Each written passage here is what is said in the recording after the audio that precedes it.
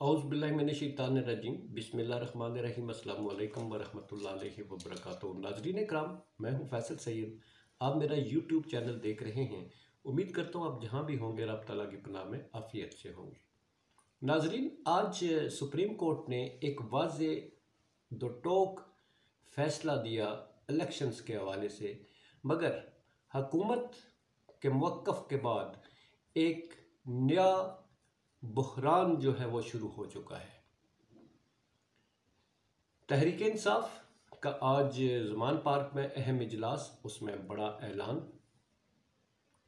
और उस ऐलान के बाद आगे क्या हुआ, राना सनाउल्लाह साहब की प्रेस कॉन्फ्रेंस पे पहले बात कर लेते हैं।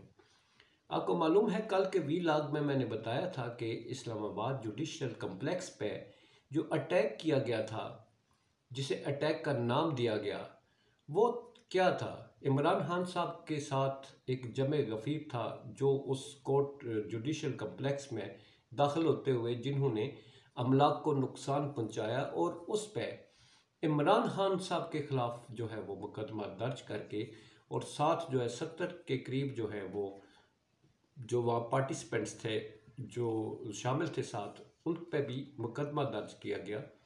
सीरियस किस्म की दफ़ात लगाई गई। आज राना सनाउल्लाह साहब ने जो प्रेस कॉन्फ्रेंस की है, उसमें उन्होंने इमरान खान साहब को एक तो इसमें गिरफ़्तार किया जाएगा, और दूसरा जो वहाँ से अदालत की तरफ से वारंट गिरफ़्तारी जारी किए हैं, उस पर उन्होंने कहा कि हर सूरत हम अमल दरामद करेंगे और इमरान खान साहब को गिरफ़्तार करके उन्हें पेश किया जाएगा, पेशी को यकीनी बनाया जाएगा। ये हैं वो हुकूमती इक़दामात जिसमें तकरीबन 35-36 के करीब इमरान खान साहब पर मुकदमे बनाए जा चुके हैं। इसी तरह बाकी लीडर्स पर भी बनाए जा चुके हैं। हुकूमत जो है वो अभी अपने ही डगर पे चल रही है, बावजूद इसके कि मुल्क जो है बहरानों में गिरा हुआ है, और सबसे बड़ा बहरान जो है वो इस वक्त इलेक्शन का है, और इलेक्शन डिले के सिलसिले में इसके नतीजे में मुल्क एक मुआशी बहरान जो है उसमें गिर चुका है, जिसका इनके पास कोई सलूशन नहीं है। हर तरह के रास्ते जो है हुकूमत के इसी तरह बंद हो चुके हैं, जैसे सुप्रीम कोर्ट ने इलेक्शन के फरार के सारे रास्ते बंद कर दिए गए हैं। इसी पे बात करते हैं। आज आपको मालूम है कि सुप्रीम कोर्ट के 5 रुकनी बेंच ने जो फैसला दिया, उसमें सुप्रीम कोर्ट ऑफ पाकिस्तान के जो चीफ जस्टिस जनाब उमर अता बंदयाल हैं, दो टोक उन्होंने फैसला सुना दिया कि इलेक्शन 90 दिन में होंगे। अब आपस में मुशावरत करके इलेक्शन कमीशन सदर और गवर्नर्स के साथ जो है वो मुशावरत के बाद तारीख का ऐलान कर दें। अब हुआ क्या है, ये एक और बड़ा बहरान पैदा होने जा रहा है। हुकूमत की तरफ से इसमें से जो बीच में से वो नहीं होते नालियाँ निकाल के ना, अपने जो है वो अपनी उन्होंने तशरीह शुरू कर दी है। जैसा कि जनाब वज़ीर कानून आज़म नज़ीर तारड़ हैं, उन्होंने प्रेस कॉन्फ्रेंस में, और साथ उनके अटॉर्नी जनरल भी मौजूद थे, उन्होंने बताया कि जनाब सुप्रीम कोर्ट का जो 5 ये 2-3 का फैसला है, मतलब 2 का इख्तलाफी नोट है और 3 का इलेक्शन के लिए फैसला है, तो ये 2-3 का नहीं है। मतलब सुप्रीम कोर्ट के इस फैसले पर उन्होंने एतराज़ उठा दिया कि ये फैसला 2-3 का नहीं है, ये 4-3 का है। तो इसलिए अक्सरियती राय जो है वो 4 की है, जो कहते हैं कि इलेक्शन नहीं होने चाहिए, 3 कहते हैं इलेक्शन होने चाहिए। तो गोया इस पे उन्हें अबहाम है और इसकी तशरीह तलब है, और दूसरी तरफ साथ ही वो कहते हैं कि ये इसमें नज़रसानी की इसमें गुंजाइश नहीं है। जो फैसला आ चुका है वो आ चुका है, मगर ये 2-3 का नहीं। आप गौर कीजिए, चीफ जस्टिस फरमा रहे हैं कि ये 2-3 की राय से जो है ये फैसला आया है, जबकि अटॉर्नी जनरल और वज़ीर कानून फरमा रहे हैं नहीं, 2-3 नहीं, ये 4-3 का फैसला है। 4 वो है, 4 कौन है?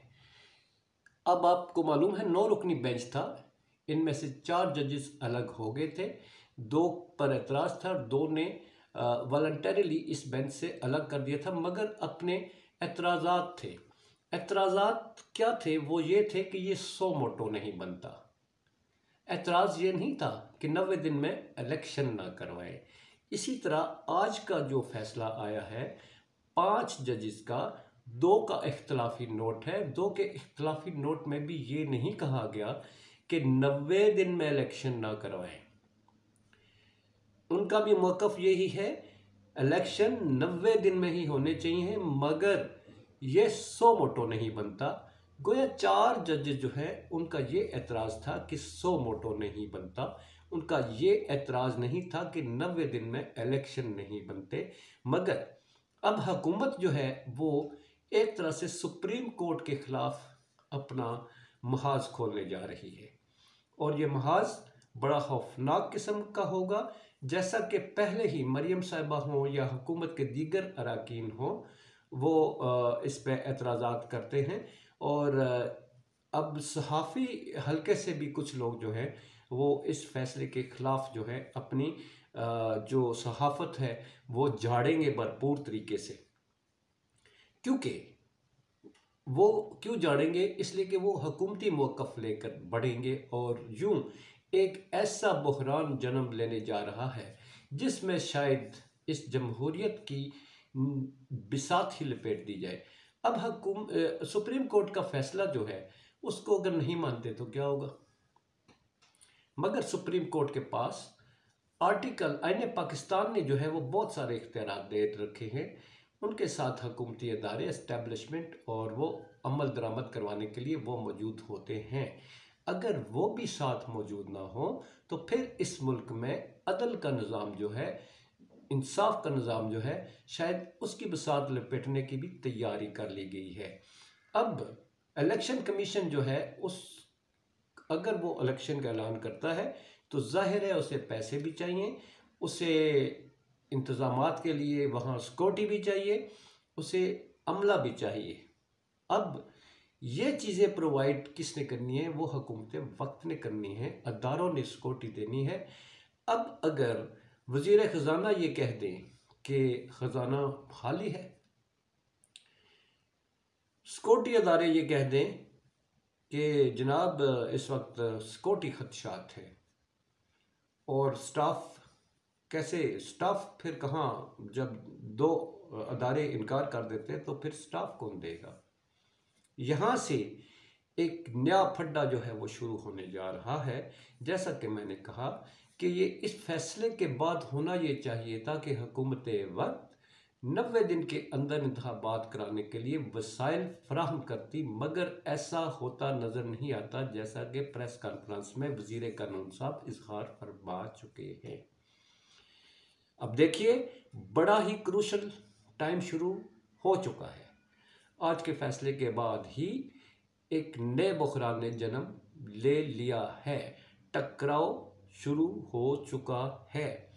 अब आइए इमरान खान साहब की तरफ। आज ज़मान पार्क में अहम इजलास हुआ, बड़ा ऐलान किया गया। एक सबसे बड़ा ऐलान ये कि लॉन्ग मार्च जो है उसे मुअत्तल किया जाता है, मुअत्तल सस्पेंड किया जाता है, यानी अब जो गिरफ्तारियां हैं वो पेश नहीं की जाएंगी। और दूसरी तरफ इलेक्शन के हवाले से उन्होंने अपने आइंदा करना है अमल जो है उस पर मशावरत शुरू कर दी है कि कैंडिडेट्स कौन से कैंडिडेट्स होंगे, टिकट्स कैसे देनी है। अपने जो उनके मेंबरान हैं उन्होंने हदायत जारी कर दी है कि इलेक्शन की भरपूर तैयारी की जाए। उन्होंने सुप्रीम कोर्ट के फैसले का भरपूर किस्म का खैर मकदम किया है। ये हैं जी आज के हालात और वाक़यात। और बताता चलूँ, जनाब इसहाक डार साहब ने हम सब पर मेहरबानी की है, 5 रुपये पेट्रोल कम कर दिया। आपकी रोटी क्या उससे कम हो जाएगी? उस इतने कमी के बाद उसकी प्राइस कम हो जाएगी, आटे की प्राइस कम हो जाएगी, या हमारे खाने पीने की दीगर अशिया जो है उनकी प्राइसेस कम हो जाएगी? ये इनकी मेहरबानी पर एक बड़ा सवालिया निशान खड़ा रहेगा। इसके साथ ही इजाज़त चाहूँगा। अपना बहुत सारा ख्याल रखिएगा। नेक्स्ट व्लॉग में फिर मिलते हैं। पाकिस्तान जिंदाबाद, पाक अफवाज पाइंदाबाद।